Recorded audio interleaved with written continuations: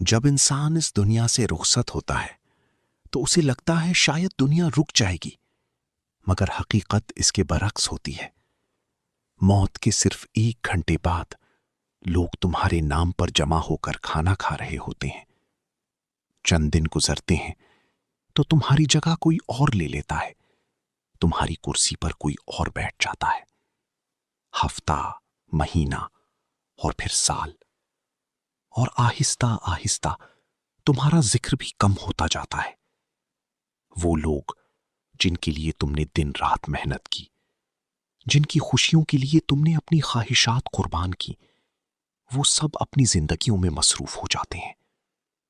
دنیا کسی کے جانے سے نہیں رکتی، نہ رکی ہے نہ رکی گی، مگر ایک حقیقت ایسی ہے جو کبھی نہیں بدلتی۔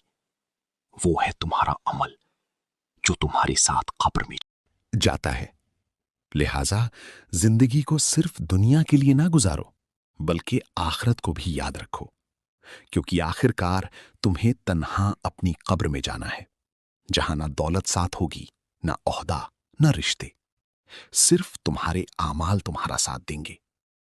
اپنی زندگی کو اس طرح گزارو کہ جب تم اس دنیا سے جاؤ تو تمہارے لیے دعائیں ہوں، نہ کہ صرف چند دن کی یادیں۔